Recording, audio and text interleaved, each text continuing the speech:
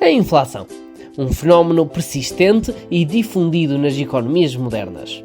Vale referir que esta não é um fenómeno implicitamente negativo para a economia. A inflação, sendo por definição um aumento generalizado dos preços, também confere algum dinamismo. Segundo o BCE, uma taxa de inflação baixa, estável e previsível deve rondar os 2% e deve ser este o cenário preferencial.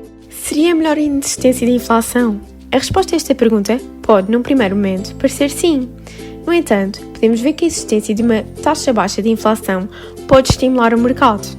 Existindo uma pequena subida generalizada dos preços, existe sempre incentivo ao consumo. No caso contrário, um estado de deflação seria marcado por uma queda generalizada dos preços. A reação mais provável a este acontecimento seria um arrefecimento do consumo, pois as pessoas não iriam comprar o produto ao preço X, sabendo que no espaço de poucas semanas o mesmo produto estaria a Y. Este adiamento do consumo teria efeitos adversos a toda a economia. Não obstante o que já dissemos, a verdade é que a inflação não é um fenómeno positivo. A inflação controlada e baixa pode sim ter efeitos positivos, mas devemos evitar ao máximo casos em que a taxa de inflação saia do controle. Como será de esperar e de pensar, a inflação é um processo contínuo e por isso a taxa de inflação vai variando à medida que o tempo passa e as circunstâncias económicas mudam.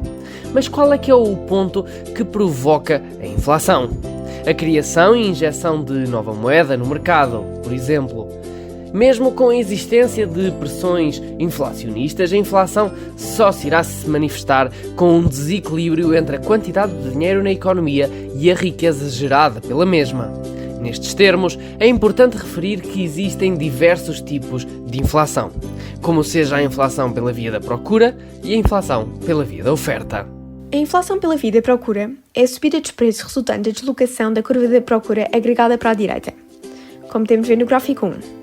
Ou seja, existe uma vontade por parte da procura de gastar uma maior massa monetária, o que aumentará o volume de transações e, por isso, o preço sobe.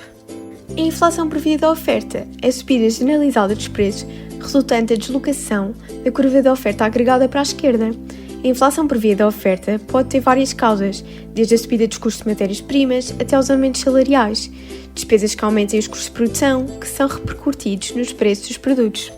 Vamos olhar agora para Portugal e para a zona euro. Em Portugal, antes de 1984, estávamos em um momento de altíssima inflação, 28,5%.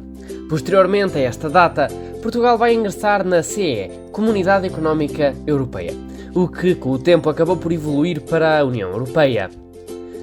Como podemos ver, em 2009 acabamos por ter uma subida da inflação, novamente, provocada muito pela crise do subprime, ou a crise de 2008-2009, como é conhecida. Após 2013 podemos verificar uma tendência de estabilização, não excedendo aí os 3% de inflação.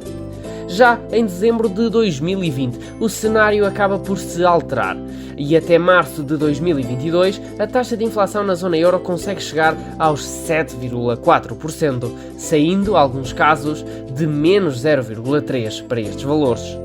Em Portugal, esta subida não foi tão imediata e ainda não atingiu os valores médios da União Europeia.